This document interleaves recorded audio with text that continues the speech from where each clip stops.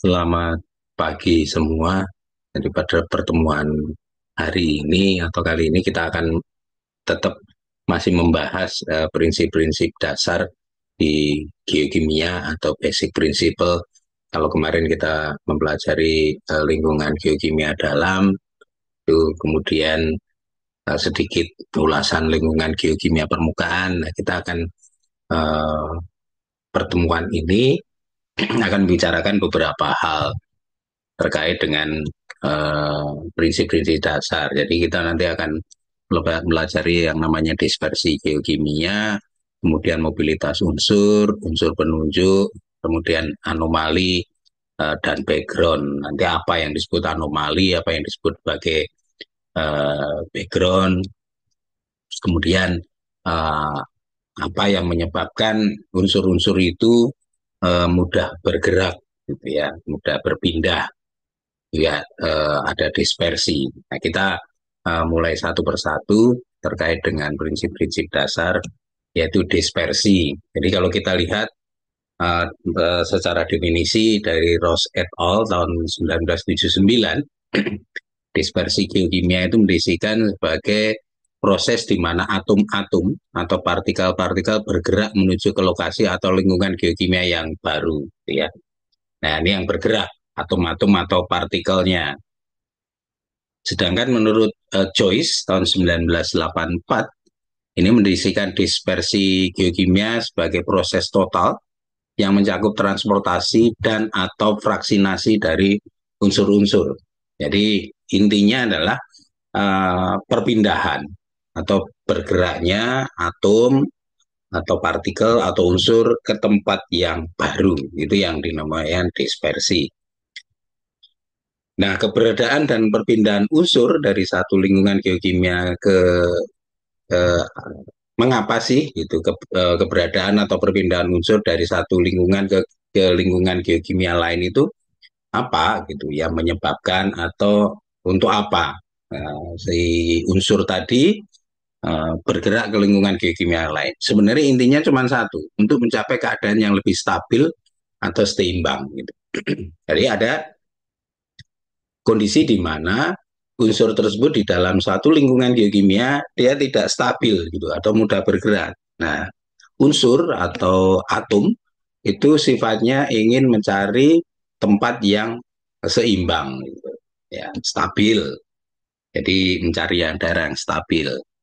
Nah, perpindahan itulah yang kita sebut sebagai dispersi. Ini kalau kita lihat yang dari sini ini lingkungan geokimia yang lama. Jadi ini immobil fase, jadi fase yang tidak bergerak. Terus kemudian dimasuki fase mudah bergerak, kemudian tertransport menuju ke tempat lingkungan yang baru untuk tempat yang relatif lebih stabil. Nah, ketika dari sini, dari lingkungan di sini ke tempat yang ini mengalami transportasi. Nah, transportasi inilah yang pengangkutannya nanti melalui dispersi, ya, perpindahan dari unsur yang di lingkungan di sini ke lingkungan yang di sini, perpindahannya melalui transport inilah yang disebut sebagai dispersi. Kalau kita lihat, ini contoh beberapa dispersi dari beberapa lingkungan geokimia. Ini tahapnya bisa primer, bisa sekunder, kemudian bisa terjadi dari lingkungan yang dalam, lingkungan geokimia dalam itu ya kalau primer ini melalui difusi atau penyerapan dari logam ke dalam batuan sampingnya dari larutan hidrotermal tersebut. Sedangkan kalau yang sekunder ini difusi dari logam dari biji tadi, endapan biji melalui proses metamorfisme, ini sekunder. Kemudian kalau yang primer, kalau di lingkungan geokimia permukaan gitu, yang primer ini pengendapan atau presipitasi dari unsur-unsur jejak dari logam di apa lantai samudra dekat endapan-endapan volcano, endapan-endapan gunung api. Kemudian kalau sekunder ya pelapukan. Gitu ya. Makanya pentingnya kita juga mempelajari pelapukan di geologi ini ya, pelapukan dari endapan-endapan biji sulfida. Nah, berdasarkan prosesnya tadi transportasi dari lingkungan satu ke tempat yang baru itu transportasinya oleh Joyce gitu ya, kemudian disempurnakan lagi oleh Kausir tahun 1987. Dispersi itu dibedakan menjadi dua, dispersi mekanik dan kimia. Nah, bagaimana membedakan dispersi mekanik dan dispersi kimia? Nah, kalau dispersi mekanik yang namanya mekanis berarti butirannya yang bergerak. Jadi kalau tadi ada mineral-mineral logam atau mineral-mineral biji berpindah, nah mineral logam atau bijinya itu yang bergerak gitu ya. Sama seperti pergerakan sedimen. Sedimen yang ada di air kan gitu kalau kita pelajari sedimentologi kemarin. Kemudian ada yang terlarut, ya dispersi kimia itu ada yang contohnya disolusi, difusi, dan presipasi dalam larutan. Jadi perpindahannya secara kimia. Jadi dalam larutan, kemudian ketika dia sampai ke lingkungan geokimia yang apa sesuai dengan keseimbangannya, dia akan mengendap di situ. Di solusi pelarutan misalnya begini gamping, ada gamping, kemudian kena air, nah CA-nya itu kan terurai, larut di dalam air, ikut mengikuti aliran air, nah pada kondisi tertentu nanti CA-nya akan mengendap. Nah berdasarkan hubungannya, tadi kalau secara pergerakannya gitu, nah sekarang hubungannya dengan lingkungan, gitu, ini ada dibagi menjadi dua, dispersi primer dan dispersi sekunder. Yang namanya primer ya apa namanya perpindahannya bersamaan dengan ketika dia terbentuk. Ya, ketika misalnya larutan hidrotermal naik gitu, terus kemudian logam-logamnya mengendap, nah, itu yang kita sebut sebagai dispersi primer dan itu biasanya terjadi di bawah permukaan. Nah, sedangkan yang kedua itu dispersi sekunder. Ini berhubungan dengan lingkungan geokimia permukaan. Nah, apa yang terjadi di lingkungan geokimia permukaan? Pelapukan. Jadi artinya kemudian yang sudah ada kena air gitu, terus kemudian lapuk. Nah, larut ada unsur-unsur atau atomnya yang terpisah larut dalam air dan kemudian dia mengikuti aliran air gitu ya. Nah, itu yang secara uh, hubungannya terbentuknya antara unsur yang satu dengan unsur yang lain. Nah, kalau kita lihat dispersi hasil pelapukan gitu ya, hasil pelapukan ada yang solid fase pergerakan yang dalam padatan dan larutan meskipun sama-sama nih. Ini bedrock atau primary ore kalau dia kena erosi gitu ya, dia akan bergerak secara apa namanya butiran-butiran ya, kemudian mengalami akhirnya ini kalau erosi terbentuk residual soil atau gosan. Ini kita bicarakan di sini dulu. Residual soil atau gosan dia mengalami erosi lagi, terus kemudian tumbuhan erosi secara organik gitu ya akan menghasilkan tanah gitu. Terus kemudian ini sedimentasi, ini statik stream sedimen, ini yang immobile fase, dan yang terakhir dia masuk ke dalam uh, laut gitu ya. Ini laut estuarin dan marine sedimen. Jadi karena dia ini padatan sehingga terbentuk sedimen-sedimen yang di estuarin. Estuarin itu mulut sungai yang bertemu dengan air laut gitu ya. Nah, ini yang disebut sebagai estuarin. Nah, sedangkan yang di sini ini adalah pergerakan secara larutan. Jadi kena air, ini bedrock, ini yang mengalami oksidasi dan leaching, kemudian mengalami uh, presipitasi atau pengendapan. Ini tadi berubah jadi residual gosan, gosan kena air lagi dia resolution apa namanya pelarutan kembali gitu ya. Terus kemudian di sini ada vegetasi, dia akan transfertase, resolusi after decay, precipitation, kemudian resolusi presipitasi lagi, terus kemudian dia masuk ke air. Tetapi yang di sini unsur-unsur atau partikelnya itu terlalu dalam air dan masuk ke dalam apa namanya air laut. Berbeda yang di sini, ini yang ini butiran, ya butiran. Akhirnya bentuk sedimen. Kemudian kalau di beberapa tipe overburden itu tutupan. Jadi kalau misalnya ada biji, kemudian ditutup oleh batuan atau tanah, itu yang kita sebut sebagai overburden, gitu ya. Kalau yang ini di glasial, jadi kalau glasial gitu, dia eh, oh ini residual, yang residual dia overburdennya 2 sampai 5 meter, kemudian kalau glasial bisa ditutupi lagi. Jadi ini endapan pertama til kalau kita dulu geologi geomorfologi pasti akan eh, pernah membicarakan til dan moraine gitu ya. Nah, til itu endapan-endapan glasial atau endapan yang waktu salju mencair gitu ya. Nah, ini masih bisa ditutupi oleh til yang kedua. Jadi ini bentuknya lembaran es gitu. Jadi dia akan mengikuti begitu.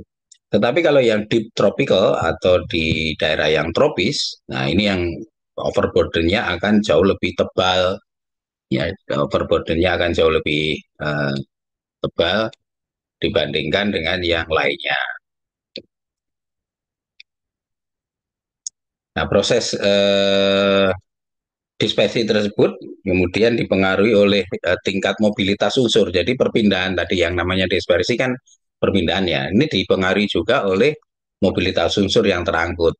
Juga akan dipengaruhi oleh berbagai faktor yang berhubungan dengan media dispersinya, antara lain tingkat keasaman yang selalu berubah tergantung lingkungan geokimianya. Contoh misalnya ini ada air hujan bersifat agak asam, sedangkan tanah penutupnya sebagian bumi tingkat keasamannya sedang. Jadi air yang mengalir termasuk sungai umumnya netral.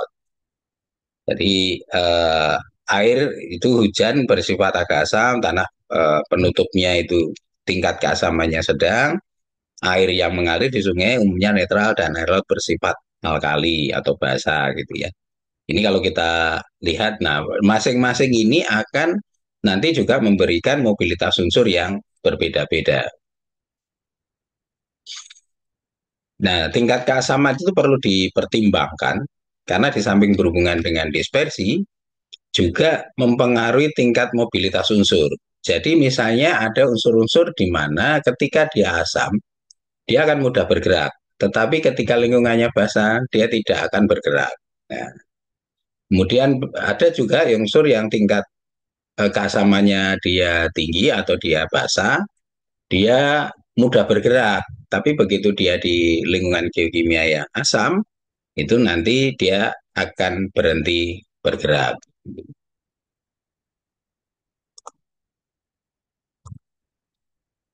Oke, tingkat dispersi ini juga nanti akan mempengaruhi eh, apa namanya pemilihan metode ketika kita mengambil contoh. Terus kemudian kita juga pemilihan lokasi contoh, terus kemudian pemilihan ukuran gitu ya. Mau pakai mesh berapa? Apakah mesh 80, apakah mesh 200 atau 100? Ini terutama ketika kita ngambil sampel di eh, stream sedimen gitu ya, atau sedimen sungai, atau kita mengambil air, apa namanya, sampel air. Nah, jadi jika sedimennya dibelah harus diketahui apakah pendapat unsurnya sensitif terhadap variasi pH. Nah, nanti kita lihat unsur-unsur apa saja yang ketika dia lingkungan asam dia mudah bergerak gitu ya, ketika lingkungan basah dia akan terendapkan. Nah, jika adsorpsi atau penyerapan ion-ion yang diendapkan dicari di dalam tanah, maka fraksi yang diutamakan itu yang fraksi halus karena dia akan terserap. Tapi kalau tidak terserap, ya dia fraksi kasar, makanya nanti mesnya akan berbeda. Ya, mes ayakannya akan berbeda. Kemudian jika unsur yang apa namanya cari, jika unsur yang dicari ini hadir dalam mineral yang resisten, ini ya, contohnya kalau kwarsa gitu ya, ya bukan fraksi halus gitu, dia akan fraksi kasar karena resisten terhadap apa namanya eh, tingkat abrasi atau tingkat pelapukan gitu. Ini yang perlu dilakukan dengan menggunakan mesh yang kasar. Ini contohnya. Jadi kalau ini apa pergerakannya ya model dispersi sekunder, artinya ini ada dulu. Ini sudah ada, terus kemudian dia lapuk gitu ya. Ini kalau kita lihat ini penyebarannya gitu. Terus kemudian di bawah kan ada namanya water table. Jadi water table dia akan mengalir ke tempat yang rendah gitu ya. Ini ore body-nya, air water table ini memotong memotong ore body-nya. Ini sedangkan ini penyebarannya mengikuti hasil pelapukannya tadi. Jadi ada residual anomali itu ore body. Nah, ini kemudian terbawa. Nah, ketika ini terbawa oleh air tadi, air ini aliran air bawah tanah atau pergerakan dari muka air tanah ini, kalau dia bentuknya partikel-partikel, ya dispersi mekanik. Tetapi kalau dia ini terlarut di dalam air, ya namanya dispersi kimia. Kemudian dia akan mengalir, terus kemudian dia akan masuk ke dalam tubuh sungai. Ya, ke tubuh sungai, dia akan mengendap. Ya, endapannya juga ada yang tadi yang partikel-partikel berukuran misalnya pasir, kerikil gitu, dia akan mengendap di sini. Nah, ini apa ibaratnya ada anomali, ya ada sesuatu yang kita temukan. Nah, tugasnya nanti kita akan mencari nih sumbernya di mana gitu. Nah, inilah yang biasanya kita cari ketika dia stream sedimen, ketika kita ngambil contoh-contoh endapan-endapan eh, sedimen yang ada di sungai. Itu terkait dengan dispersi. Jadi dispersi itu pergerakan partikel atau unsur ya, dari tempat lingkungan geokimia yang baru ke tempat lingkungan geokimia yang lingkungan geokimia yang lama ke tempat lingkungan geokimia yang baru untuk mencari kestabilan atau seimbang ya. Nah, pergerakannya tadi juga salah satunya dipengaruhi oleh mobilitas unsur gitu ya. Kalau kita lihat Levinson tahun 74 ini mendefinisikan bahwa mobilitas unsur itu sebagai suatu kondisi di mana suatu unsur tertentu dapat bergerak pada lingkungan tertentu kota. Jadi hampir mirip-mirip gitu ya kaitannya dengan dispersi. Tetapi biasanya kalau yang eh, mobilitas unsur ini kaitannya nanti dengan yang kimia, dispersi secara kimia, jarang untuk yang secara mekanik gitu. Kemudian mobilitas unsur itu adalah kemudahan unsur bergerak dalam lingkungan geokimia tertentu. Ya, tadi yang sebenarnya sedikit sudah saya singgung. Jadi kalau unsur tertentu di lingkungan asam dia mudah bergerak, tetapi di lingkungan basa dia tidak mudah bergerak gitu ya. Kemudian dengan demikian mobilitas suatu unsur ini sangat tergantung pada kondisi lingkungan maupun jenis atau sifat kimia dari unsur tersebut. Ya, menurut Andrew Jones 68 ini telah membuat tabel mobilitas unsur. Nah, ini tabel-tabelnya. Jadi ini Andrew Jones 68 dan dalam Levinson 74 gitu ya. Ini mobilitasnya sangat tinggi. Ini ada oksidasi, asam, netral sampai basa gitu ya. Ini reduksi. Jadi kalau perhatikan unsur-unsur ini gitu ya, dia akan mobilitas unsurnya dia sedang ketika dia lingkungannya adalah oksidasi. Tetapi unsur-unsur ini sangat rendah imobil atau bahkan tidak bergerak manakala dia lingkungannya reduksi di sini. Ya, jadi unsur-unsur ini artinya terendapkan pada lingkungan yang reduksi. CU, CA, NI, HG, AG, AU, AS itu ya, CD ini kalau kita lihat di sini. Ini artinya ketika dia keadaan oksidasi, mobilitasnya sedang. Nah, tetapi ketika reduksi dia tidak bergerak sama sekali. Artinya sebenarnya kalau tidak bergerak sama sekali, unsur-unsur ini akan mengendap. Ya, ini. Jadi ada beberapa unsur yang kondisi-kondisi tertentu dia akan menyebabkan mudah bergerak atau dia tidak bergerak sama sekali. Tetapi kalau kita perhatikan di sini, CL, I, PR, SP ini di semua lingkungan mudah bergerak, mudah berpindah. Ini CL, ini ya kondisi oksidasi asap. Apalagi CL ini kan asam ya. Ini juga sangat tinggi, mudah berpindah. Ini contoh mobilitas unsur akan berbeda dalam lingkungan yang berbeda. F ini bersifat sangat mobil pada proses pembukuan magma atau pembentukan batuan beku, jebakan pneumatolotik, kemudian hidrotermal, namun akan sangat tidak mobil dalam proses metamorfisme dan pembentukan tanah. Jadi ketika dia unsur F gitu ya, ada nggak di sini F? Ini F ini ya, mobilitas tinggi ini. Ini. Tapi dia tidak akan bergerak sama sekali itu ketika ini masih bisa bergerak ini tinggi. Ketika ini mengalami reduksi ya, ini.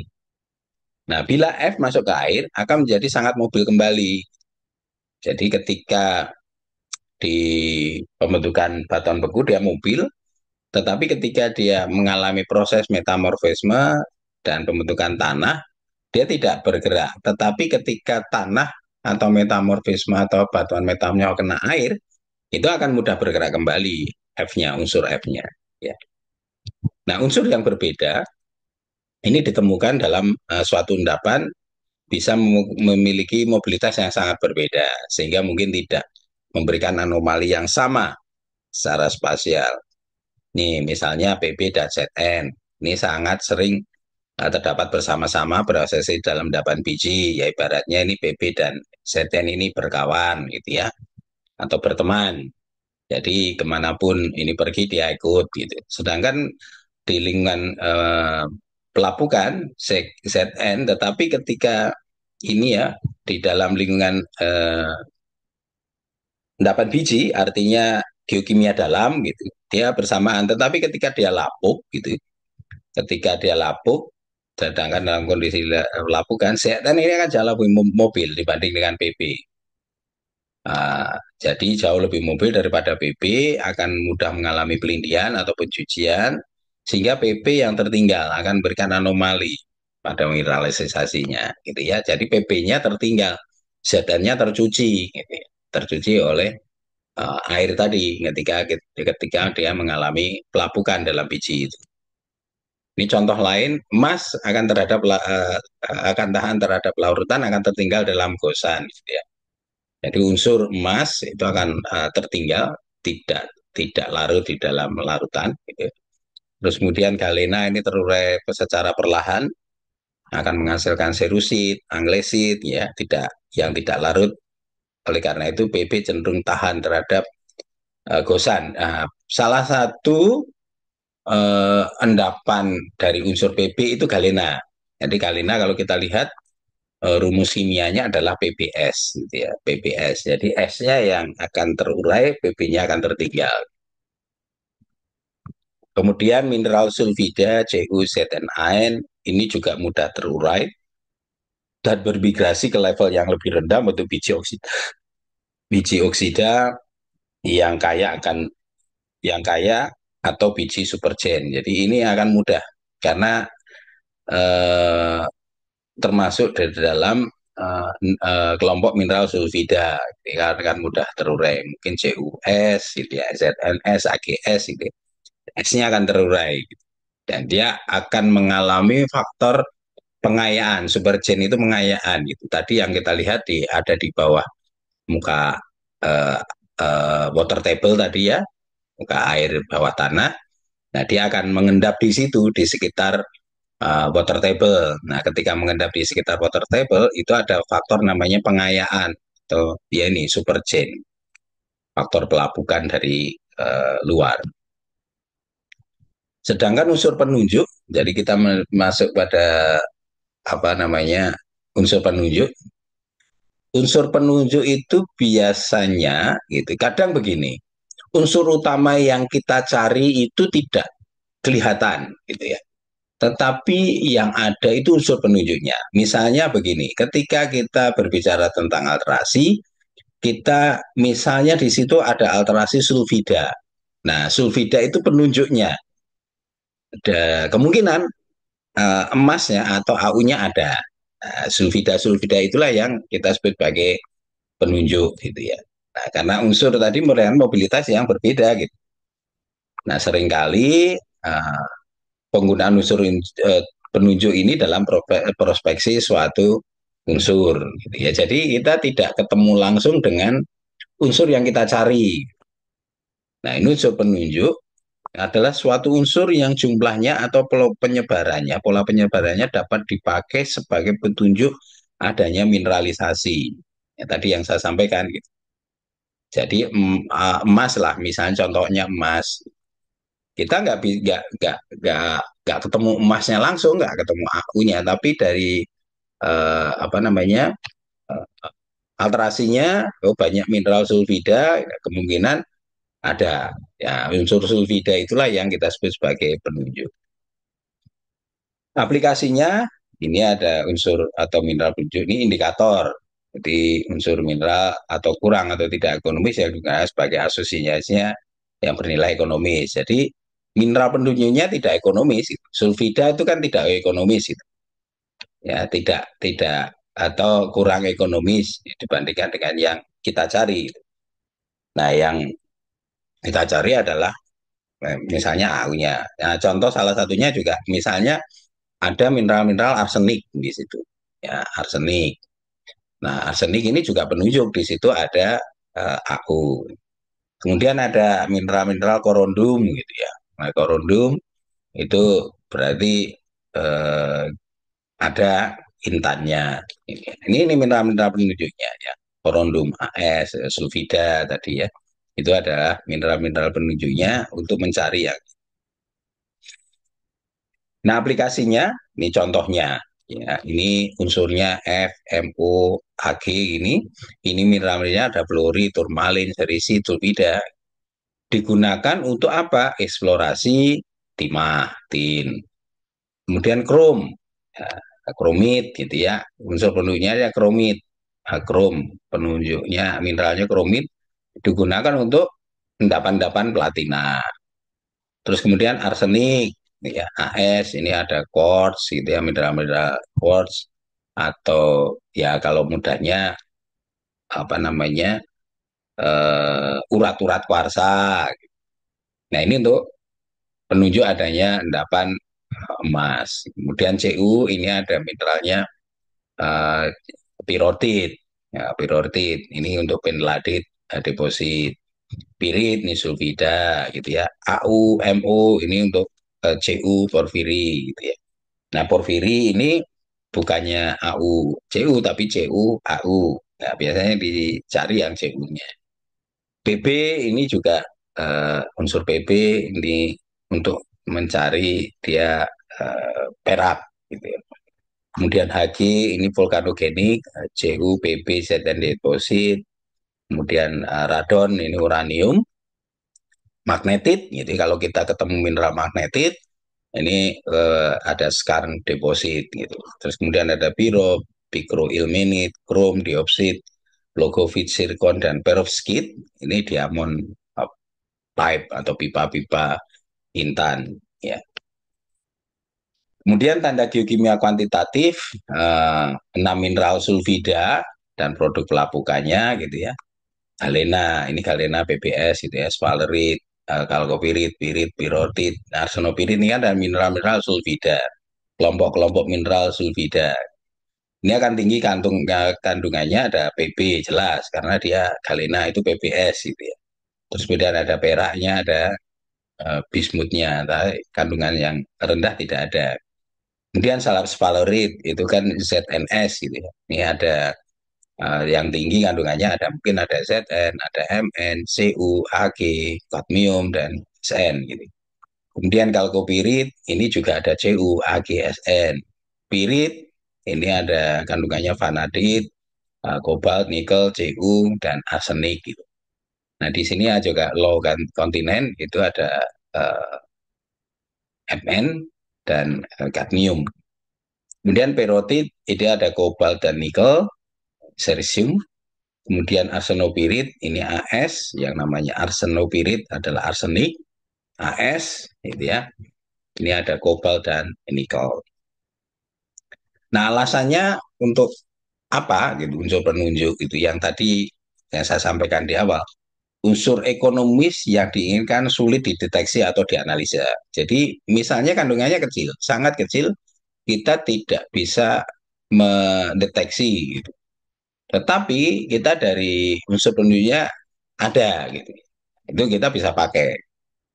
Terus kemudian unsur yang diinginkan deteksinya mahal gitu. Kalau kita misalnya mau cari AU, tetapi di mineralisasi tersebut deteksinya mahal gitu. Jadi kita pakai unsur penunjuknya aja dulu. Terus kemudian unsur yang diinginkan tidak terdapat dalam materi yang diambil. Ini agak ada perbedaan mobilitas, ya.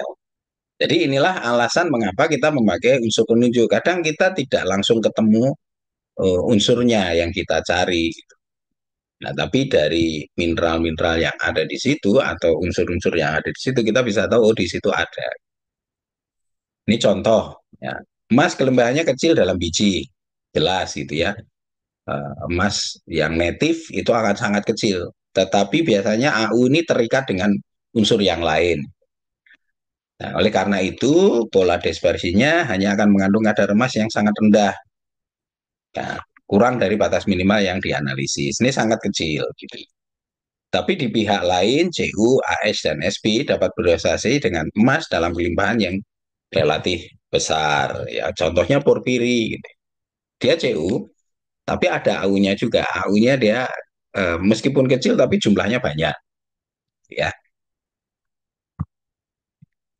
ini beberapa unsur-unsur penunjuk gitu dari beberapa unsur penunjuk untuk eksplorasi ini ya. Ini kalau tipe depositnya, ini major komponen, ini asosiasi unsurnya. Nanti kita bisa, kalian bisa lihat tersendiri kalau kita mau lihat misalnya porphyry copper gitu ya. Hidrothermal deposit, porphyry copper, ya unsur utamanya adalah Cu dan S. Nah, unsur-unsur asosiasinya ada MO, ada AU, ada AG, RE, AS, dan lain sebagainya. Dan kalau kita lihat, ini penjelasan mengenai anomali dan background gitu. Anomali bisa kita jumpai dalam akumulasi suatu unsur yang lebih di atas kelimpahan yang kita anggap normal. Ya, anomali itu baratnya begini, ketidaknormalan dalam kenormalan. Misal begini, kalian di dalam satu kelas rata-rata umurnya misalnya 19 tahun. Tetapi ada temenmu, ya satu atau dua temenmu, dia umurnya 22 tahun. Nah, temenmu yang umurnya 22 tahun itulah yang kita sebut sebagai anomali. Ya, itu yang kita sebut sebagai anomali. Artinya ketidaknormalan dalam normalan, gitu ya. Jadi ini anomali bisa kita jumpai dalam akumulasi suatu normal di atas kelimpahan yang kita anggap normal. Nah, kelimpahan dari suatu unsur khusus di dalam satu batuan itu yang kita sebut sebagai background. Nah, yang background tadi kan tadi satu kelas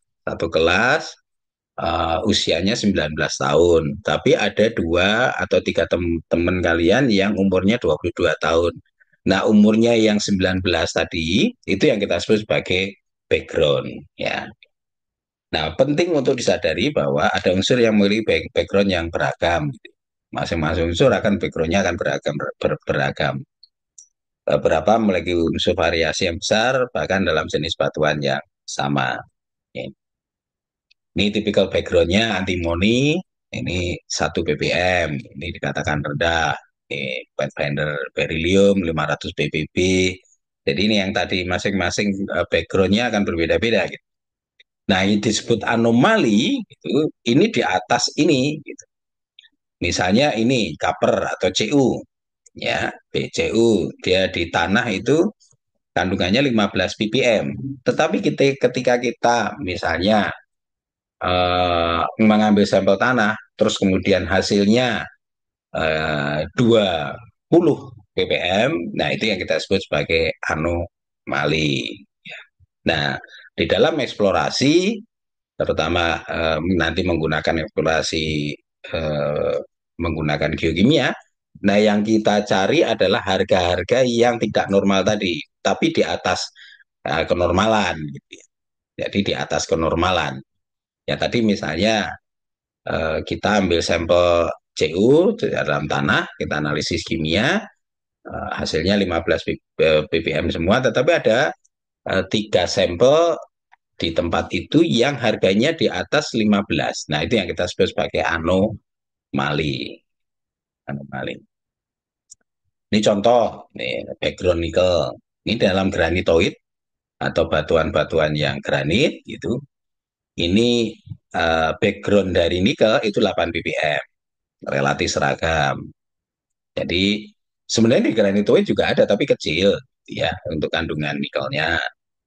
Nah, ini yang kita sebut sebagai background nikel di granitoid 8 ppm.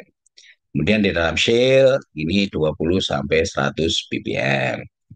Nah, perhatikan di sini batuan beku Mavic, ya, Mavic itu basah, ya, itu Ni-nya 160 ppm. Ini backgroundnya. Artinya kalau di atas itu ya kita sebut sebagai anomali.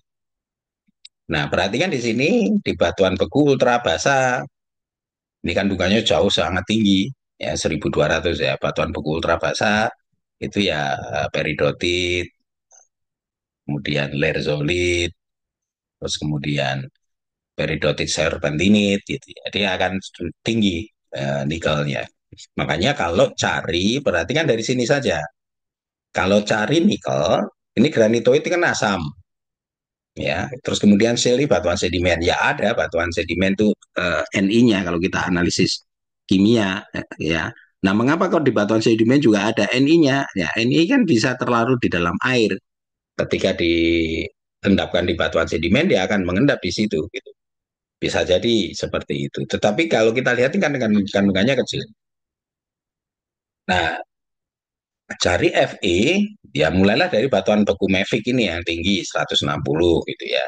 Demikian juga nanti kalau kita mau eksplorasi besi Fe, itu di batuan beku Mavic sampai Ultra Mavic ini akan tinggi. Nah, sedangkan yang di granitoid itu karena dia banyak apa namanya ortoklasnya, nanti makanya banyak Al-nya, aluminiumnya, gitu ya. Mungkin Al-nya dia akan tinggi. Ini backgroundnya berbeda dengan yang. Jadi dari sini kita bisa melihat bahwa kalau kita nyari nikel, ya carilah nikel pada batuan-batuan beku mafic, terutama pada batuan beku ultra mafic. Ya, ini.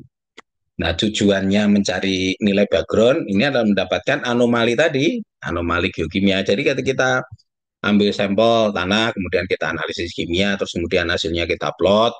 Nah, nanti akan kelihatan oh backgroundnya harganya berapa. Yang harganya di atas background itu yang kita sebut sebagai anomali, gitu ya.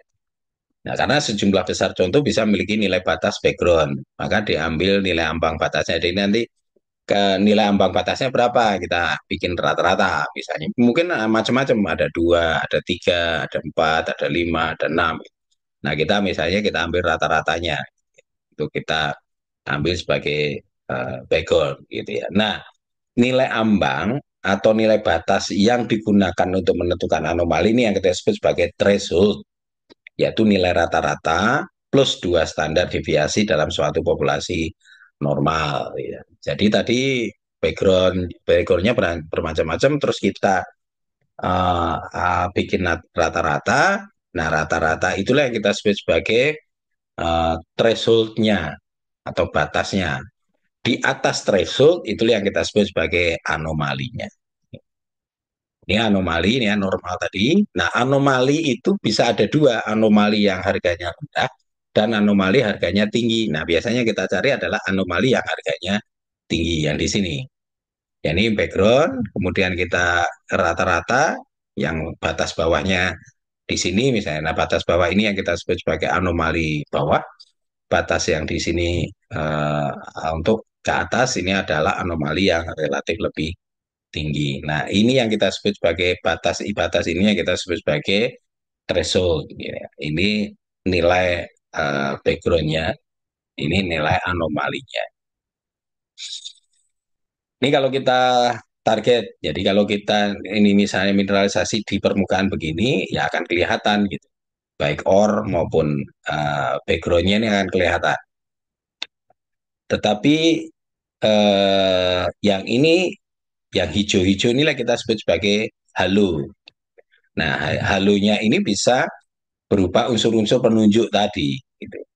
Nah, ketika mineralisasinya ini di permukaan begini, bisa saja ini apa namanya ornya atau mineralisasinya bisa ketemu. Gitu.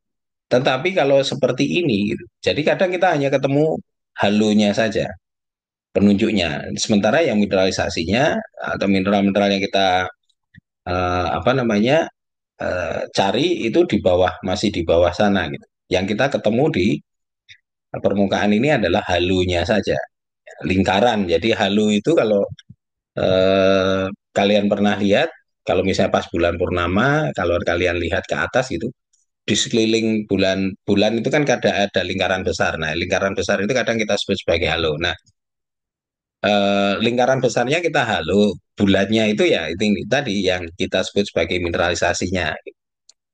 Nah, ini halo, ya, ibaratnya halo. Ini kalau ini mineralisasinya dekat dengan permukaan, artinya unsur-unsur penunjuknya bisa saja muncul di permukaan. Tetapi kalau mineralisasinya jauh di bawah permukaan, ini permukaan gitu ya, ini nggak akan ketemu gitu. Si unsur penunjuknya nggak akan ketemu gitu. Nah, bagaimana caranya ya? Ada beberapa. Jadi nanti dengan menggunakan survei geofisika untuk bisa mencari di situ. Penunjuknya ada. Kita bisa melalui misalnya stream sedimen, tapi di permukaan nggak ketemu-ketemu nih, gitu ya. Tetapi, nah nanti kadang ada penunjuk-penunjuk yang lain, tanaman misalnya. Nanti kita akan mempelajari tanaman-tanaman yang bisa menunjukkan di bawah ada endapan-endapan atau unsur yang kita cari. Baik, itu yang bisa saya sampaikan terkait dengan prinsip-prinsip dasar. Tadi ada dispersi, kemudian ada mobilitas unsur, anomali dan background, dan unsur-unsur penunjuk gitu ya. Jadi ini masih prinsip-prinsip dasar dipahami agar nanti di materi-materi berikutnya akan lebih mudah memahami terkait dengan mengapa kok unsur ini bisa berpindah, mengapa unsur ini tuh mengendap, begitu ya. Terima kasih atas perhatiannya dan saya akhiri. Terima kasih.